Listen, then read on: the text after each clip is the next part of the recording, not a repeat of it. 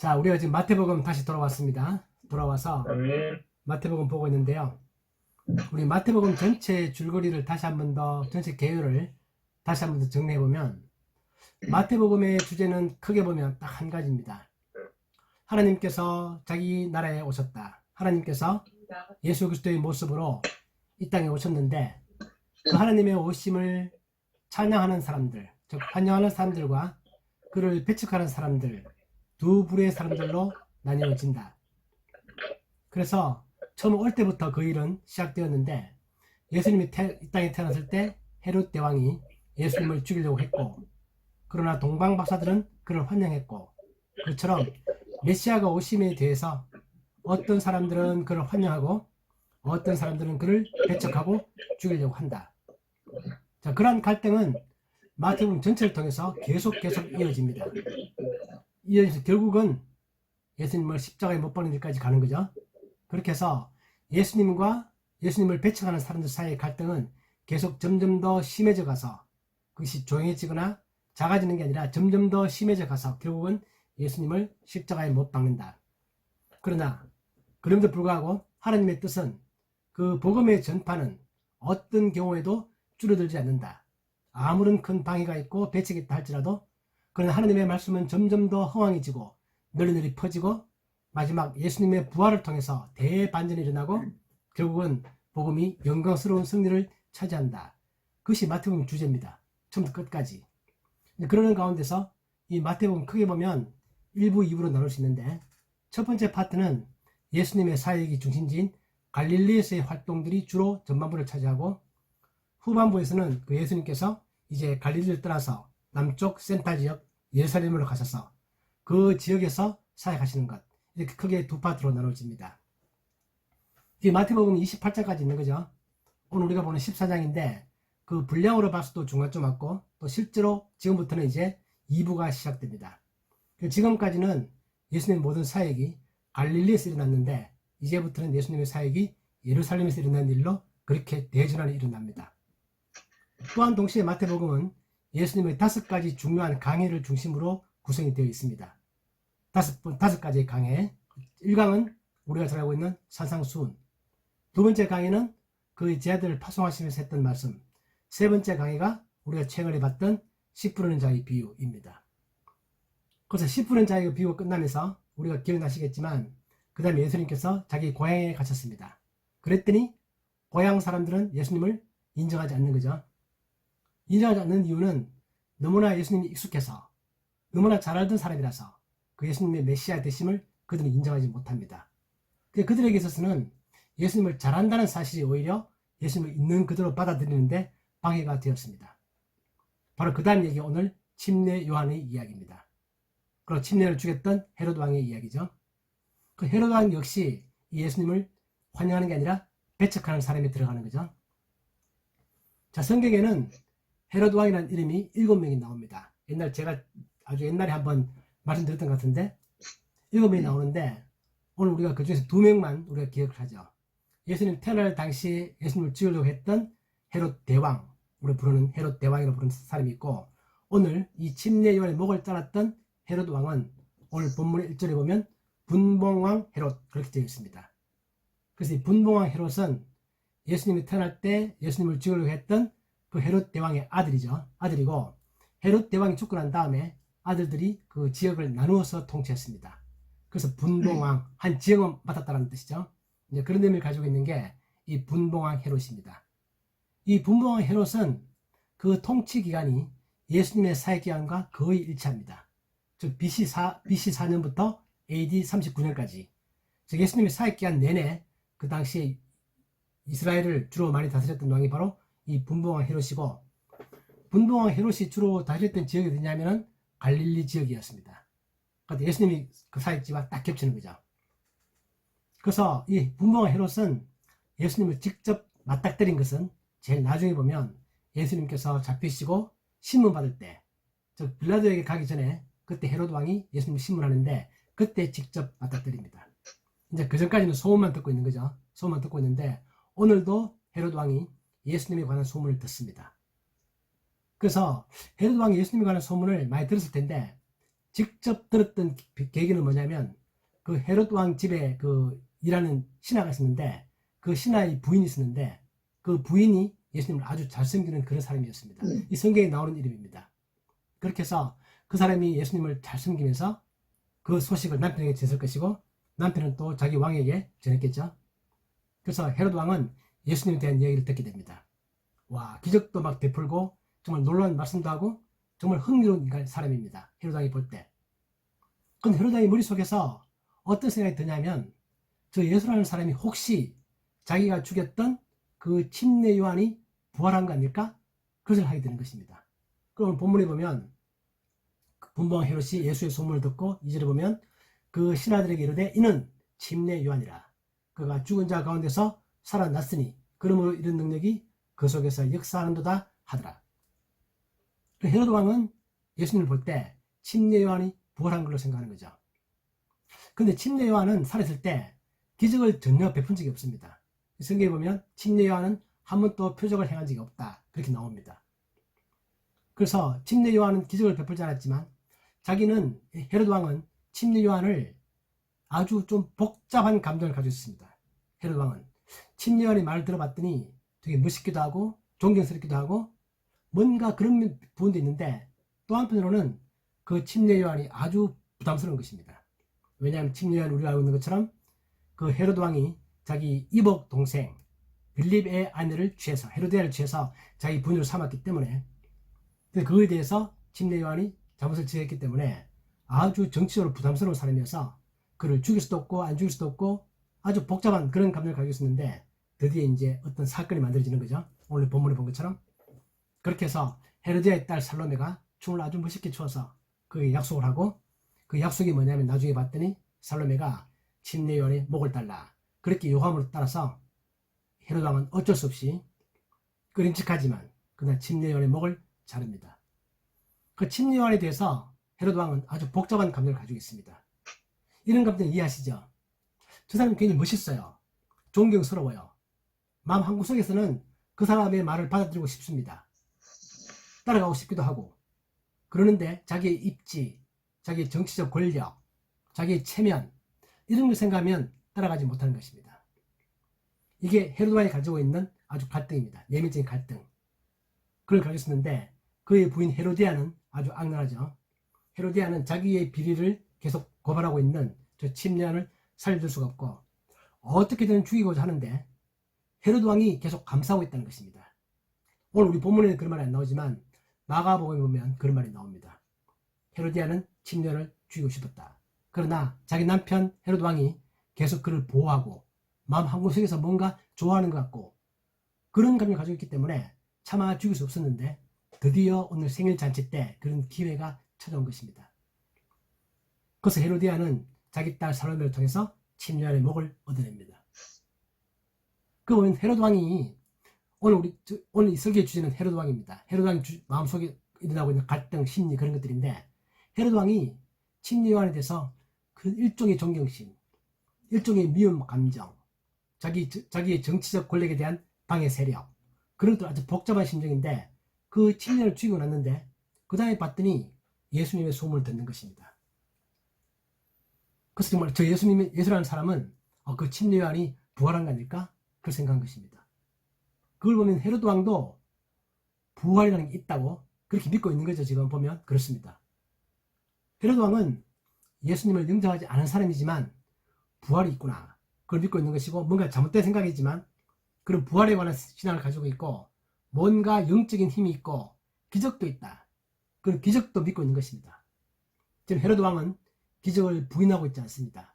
기적? 말도 안 된다. 그래서 그런 말 하고 있는 게 아니라 기적은 정말 있는 것이고 어쩌면 저 예수가 침례 요한이 부활한 그런 삶일 수도 있겠다. 그런 우리가 알고 있는 기본적인 신앙적인 지식 이런 걸 가지고 있는 것입니다.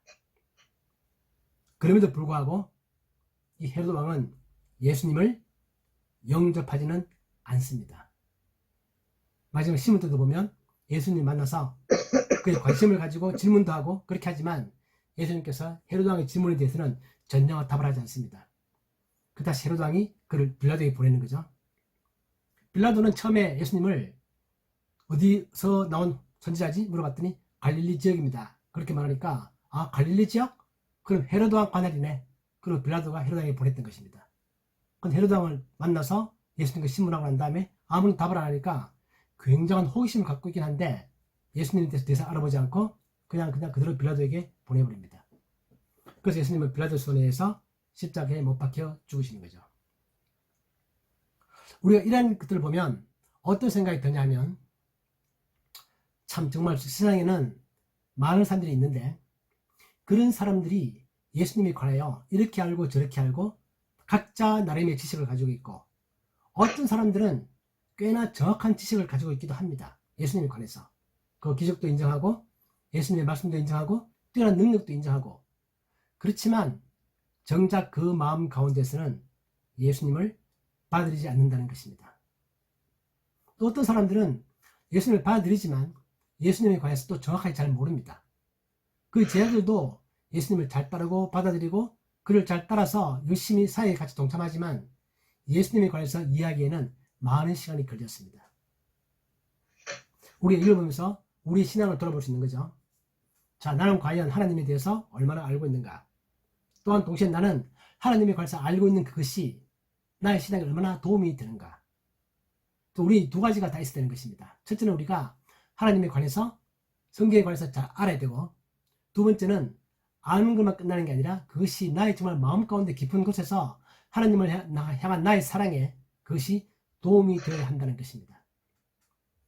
우리는 하나님에 대한 열정만 있고 사랑은 있는데 내가 하나님에 관해서 정확하게 모른다 라고 한다면 나의 신앙이 잘못될 수 있죠. 잘못된 나만의 신앙관을 가지고 내가 만들어낸 하나님을 내가 섬길 수 있는 것입니다. 그래서 기독교를 비판하는 사람들은 그런 이야기를 많이 합니다. 기독교인들은 자기들이 하나님을 만들어냈다. 자기들 마음 가운데서 우리가 생각할 때는 이런 하나님이 정말 하나님이겠다라고 생각하는 그렇게 만들어낸 하나님을 섬긴다. 그렇게 기독교를 비판하는 사람들도 있죠. 그래서 우리는 내가 만들어낸 하나님이 아니라 정말 성경이 말하는 하나님, 정말 객관적으로 존재하는 하나님에 관하여 정확한 지식을 알 필요가 있습니다. 첫 번째. 두 번째는 우리가 그러한 정확한 지식을 알았다고 해서 그것이 반드시 신앙으로 연결되는 것도 아닙니다. 오늘 헤로드 왕 보면 그렇습니다. 헤로드 왕은 자기 주변에서 일어나고 있는 예수님의 기적, 말씀 이런 걸 전해 듣기도 하고 직접 예수님을 대면하기도 했습니다. 그 나름대로는 꽤나 정확한 지식을 가지고 있지만 그러나 그의 마음 가운데서는 예수님을 향한 사랑이라든지 예수님을 영접한다라든지 예수님을 믿고 따른다라든지 그런 신앙심이 없는 것입니다. 그럼 이 두 가지를 다 가지는 것이 우리 신앙에 있어서 정말 중요한 것이다. 우리는 예수님에 관하여 점점 더 많이 배워가면서 연구하면서 성경도 열심히 읽고 이해하면서 그런 가운데서도 내 마음 가운데 하나님을 정말 사랑하고 섬기는 그런 것들로 이어져 가야 한다는 것입니다. 우리가 침례 요한 예수님을 보면 참 신기합니다. 그 관계가 우리가 지난주에 봤었죠.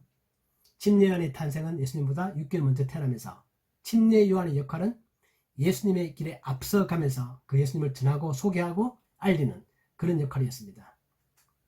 그 침례 요한의 삶은 예수님의 삶에 어떤 앞서가는 그런 모습을 보여주고 있는 거죠. 우리 지난주에 봤던 것처럼 탄생도 그렇고 첫 메시지가 똑같았고 회개하라 천국이 가까우니라 그런 첫 메시지 똑같았고 오늘 또 보면 예수님께서 침례 요한이 참수를 당하는 장면이 나옵니다. 이 사건의 수술을 보면 이 사건은 마태복음에서는 지금 나오지만 아주 실제로 역사적으로 배열해보면 예수님이 사역 초기에 일어난 일입니다. 그 마태복음 4장에 보면 마태복음 이렇게 기록되어 있습니다. 예수님께서 침례 요한의 사로잡힘을 들으시고 물러나셨다가 그 다음에 본격적으로 사역을 시작하십니다. 즉 다시 말하면 침례 요한의 사역이 끝나는 시점이 예수님의 사역이 본격적으로 시작하는 시점입니다. 그래서 오늘 이 사건은 마태가 헤로드 왕을 소개하면서 헤로드 왕이 예수님에 대해서 저 예수가 자기가 죽인 침례 요한이 부활한 거 아니냐 라는 생각을 하게 되면서 그렇게 생각한 배경이 뭐냐라는 이야기를 과거의 이야기를 끄집어 와서 여기서 다시 소개하고 있는 그런 것이지 지금 이 시점에서 죽었다 그런 의미는 아닙니다. 그 침례 요한의 사역이 끝날 때 예수님의 사역이 시작되는 것이고 본격적으로 또 그리고 침례 요한이 비록 어렵게 태어났지만 어렵게 사역을 했지만 그의 끝은 인간적으로 보면 참수형을 당하는 참 정말 우리가 비극으로 끝나는 그런 인생을 살았다고 이렇게 나와 있는데, 이러한 모습은 앞으로 일어날 예수님의 십자가의 죽음을 또 예표하기도 합니다. 저 침례요한의 사역을 보면 저것이 더 본격적으로 이루어지는 것이 예수님의 사역인데, 첫 메시지를 갖고 또 침례요한이 마지막이 참수형을 당했다면 예수님의 사역의 마지막도 죽음으로 끝난다라는 것입니다. 즉 십자가의 죽음이죠. 그것을 우리가 보여주고 있는 것입니다. 또한 동시에 예수님을 믿는 모든 제자들의 그 삶도 현실 세계 가운데서 어떻게 이루어질 것인가, 그를 비난하고 배척하고 그를 거부하는 사람들에 의해서 그들의 삶이 얼마나 힘들게 그 삶이 이어질 것인가 라는 것들을 미리 보여주는 모습이라고 볼 수 있습니다. 그러나 제가 처음에 말했던 것처럼 마태복음은 그렇게 현실적으로 침례요한은 부활하지 않고 그냥 참수를 당하고 천국에 갔지만, 예수님은 이 땅에서 십자가의 죽음 이후에 다시 부활하는 모습을 보여줍니다. 그렇게 해서 대반전이 일어나는 거죠. 하나님은 어떤 사람들의 어떠한 반대도 불구하고 하나님의 역사는 반드시 이루어진다. 세상의 그 어떠한 것들도 하나님의 그 역사의 흐름을, 사역의 흐름을 막지 못한다 라는 것이 마태복음이 보여준 주제고, 그런데 그 과정 가운데는 굉장히 어려운 험난한 과정들이 있다는 겁니다. 우리가 지난주에 사가랴의 찬양을 봤죠. 침례요한의 아버지 사가랴가 찬양을 하면서 이 태어날 아이가 정말 메시아의 앞길을 앞서가면서 정말 구원의 길을 전하고 정말 하나님의 선지자로 일컬음을 받고 높은 자의 앞길에 가면서 그 메시아를 전하는 정말 엄청난 그런 것들을 갖고 그런 일을 할 것이다 라고 그렇게 예언을 했는데, 우리 인간적으로 생각하면 그 침례요한의 앞길이 얼마나 참 화려하고 멋있고 정말 모든 사람들이 환영하고 그럴 거라는 상상이 들죠. 그 찬양을 보고 있으면. 그러나 침례요한의 삶은 인간적으로 볼 때는 그렇게 이루어지진 않았습니다. 침례요한이 죽을 당시에 그 아버지 사가랴가 살았을까요? 그런 말 성경에 없기 때문에 우리가 짐작할 수 없지만, 침례요한도 나이 30살 정도에 죽었기 때문에 아마도 그의 아버지가 살아있었을 수도 있습니다. 사가랴가. 그럼 자기 아들이 그 죽음을 보면서 그 제자들이 와서 그 침례요한의 시체를 가져다가 장사 지내고 또 예수님께 그 사실을 보고하고, 성경에 나오지 않았지만 가족들이 그 내용을 알았겠죠. 그럴 때 사가랴의 마음 가운데 자기가 예언했던 것들이 이렇게 이루어지는 것이구나, 그게 쉽게 받아들여졌을까요? 여러분 같으면 어떠세요? 우리가 하나님께서 우리들에게 구원을 약속하셨고 놀라운 영광을 약속하셨습니다. 그래서 그 영광은 제가 지난주에 말씀드렸던 것처럼 우리들의 삶 가운데 두 가지로 이루어지죠. 하나는 진정한 영적인 구원, 그리고 그 과정 가운데 많은 고난이 있을 수도 있다. 그러나 그거로만 끝나는 게 아니라 우리들의 삶 가운데는 현실적인 구원도 이루어진다. 맞습니다. 우리 건강 문제, 우리 물질 문제, 우리 모든 직장생활의 문제, 모든 문제들도 완전히 어렵기만 한 것이 아니라 좋게 해결되어지기도 하고, 하나님의 능력이 실제 우리가 우리들의 삶 가운데 체험할 수도 있고 그런 것들이 이루어집니다. 그러나 또 한편에서는 우리의 삶이 하나님이 계신데, 그럼에도 불구하고 하나님 나와 함께 하심에도 불구하고 우리들의 삶 가운데는 어려운 일들이 또 계속 한쪽에서는 계속 일어나고 있을 수 있다는 것입니다. 우리가 이 두 가지를 잘하는 게 또 중요하죠. 하나님은 나와 함께 하신다. 나의 삶은 아무런 어려움 없이 무조건 좋게만 하다. 절대 아니죠. 절대 아닙니다. 침례요한의 삶을 보십시오. 예수님의 삶을 보시면 우리가 알 수 있습니다. 그러나 또한 동시에 우리가 침례요한의 이러한 죽음과 예수님의 십자가의 죽음을 보면서 우리의 삶은 무조건 어렵게만 하겠구나, 그것도 아닙니다.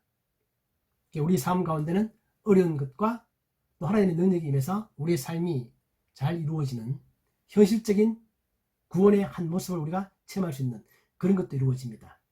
우리가 바라기는 정말 침례요한과 예수님은 특별한 경우고 그분들의 고난은 정말 특별한 것이고, 우리는 정말 그런 어려움 없이 또 우리가 이 땅에서도 편안하고 행복하고 건강하고 잘 살기를 우리가 바라는 것이고, 또 우리는 그렇게 기도할 수 있습니다. 그 사도 요한도 그렇게 기도하죠. 사랑하는 자여, 내 영혼이 잘됨 같이 내가 범사에 잘되고 강건하기를 내가 기도한다. 그랬던 것처럼 우리는 그런 걸 기도할 수 있습니다. 우리는 그런 삶을 살려고 노력해야 되는 것입니다. 그러나 어떤 경우에 하나님의 섭리 가운데서 우리에게는 어려움이 있을 수도 있다. 우리는 이 두 가지를 항상 잘 기억하는 것, 이것이 정말 진정한 신앙의 모습이라고 우리가 볼 수 있습니다. 오늘 이 말씀을 정리하면요, 제가 오늘 이렇게 정리할 수 있는 게 바로 이것입니다. 자, 우리의 삶 가운데는 고난과 형통이 번갈아가며 있을 수 있고, 우리는 하나님께 우리 형통을 기도할 수 있다라는 것입니다. 또한 동시에 이 헤로드 왕처럼 그 심리를 보면 우리도 그럴 수 있습니다. 나도 하나님이 좋고 하나님을 따르고 싶고 말씀을 잘 듣고 싶고 좋은 신앙을 갖고 싶고, 그렇지만 어떤 현실적인 순간에 나의 선택이 신앙적인 선택을 하지 못하고 헤로드 왕과 같은 그런 선택을 할 수도 있습니다. 어떤 순간에 헤롯은 어려움이 뭔지도 알고 있고 부활도 알고 있고 예수의 능력도 알고 있지만, 그가 뭔가 선택을 하는 순간에는 그가 올바른 선택을 하지 못합니다. 즉 침례의 목을 자를 수밖에 없고, 또 예수님을 다시 빌라도에게 보내서 십자가에 죽도록 넘겨주는 그런 결정을 하는 사람입니다. 이게 중요한 거죠. 우리도 내가 신앙을 잘 가지고 있지만 어떤 내가 선택을 해야 될 결정적 순간에, 바로 그 순간에 내가 정말 신앙적 선택을 할 수 있는가, 아니면 내가 신앙도 가지고 있지만 나의 현실에 밀려서 나의 체면 때문에, 현실 한계 때문에 내가 신앙이 아닌 다른 것들을 선택하는 그런 어리석음을 범하지는 않는가. 오늘 헤로드 왕은 그런 선택을 했던 거죠. 그처럼 우리 이 두 가지를 꼭 기억할 필요가 있습니다. 첫째는, 다시 말하면 첫 번째는, 우리의 삶 가운데는 형통과 고난이 번갈아가면서 있게 된다. 그러나 우리는 형통을 위하여 기도해야 된다. 또 그리고 형통을 위해서 우리가 이것저것 많이 노력해야 한다 라는 것이고, 두 번째는 어떤 우리가 결정적 순간에 헤로드 왕과 같은 어리석은 결정을 하지 말고 내가 가진 그 신앙의 근거에서 뭔가 지혜로운, 정말 신앙적 선택을 할 수 있는 그런 사람이 되어야 하겠다라는 것이 오늘 이 본문을 통해서 우리가 한번 되새겼으면 좋겠다고 생각하는 그런 결론이 되겠습니다. 하나님께서 우리들에게 그 순간에 잘 선택할 수 있도록, 또 우리의 삶 가운데 고난이 있으면 그 고난을 이겨내기 위해서 기도하고, 형통할 땐 또 기뻐하고 감사하고 그런 삶을 이렇게 살아갈 수 있는 그러한 복이 우리들의 삶 가운데 차고 넘치기를 예수님의 이름으로 축복합니다. 아멘. 아멘. 기도하겠습니다. 하나님 아버지, 오늘 헤롯 왕과 침례 요한과 예수님의 관계를 보면서 다시 한번 우리의 신앙을 돌이켜 봅니다. 하나님, 헤롯 왕은 그 당시에 예수님의 기적을 바라보고 또 침례 요한의 이야기도 듣고 좋은 말씀도 듣고 그 마음 가운데 그것들을 흠모하는 마음들이 또 있었지만, 그러나 그는 결정적 순간에 그것보다도 자신의 입장, 자신의 지위, 자신의 권력이 더 중요해서 잘못된 선택을 하는 모습을 봅니다. 하나님, 우리도 그런 순간에, 정말 그런 결정적 순간에 우리 마음 가운데 하나님을 의지하고 하나님을 바라보고 하나님의 말씀에 근거해서 올바른 선택을 하는 죄들이 되게 해 주옵소서.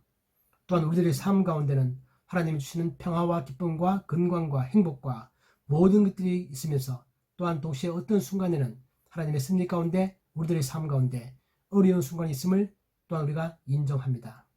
그런 어려운 순간에 우리가 참고 인내하며 침례 요한과 예수님의 십자가의 죽음을 생각하면서 그걸 잘 이겨내며, 또한 그러나 우리들의 삶 가운데 하나님이 주시는 평안과 행복과 기쁨과 건강들을 또 추구하고 기도하는 그러한 삶을 살아갈 수 있도록 인도하여 주옵소서. 이 예수마을교회를 통해서 하나님의 영광과 존귀를 받아주시고, 이 예수마을교회 예배를 통해서 하나님께서 우리들에게 은혜를 베풀어 주시며 예수 그리스도의 이름이 높임을 받는 귀한 예배가 되도록 역사해 주옵소서. 예수님의 이름으로 기도하옵나이다. 아멘. 아멘. 아멘.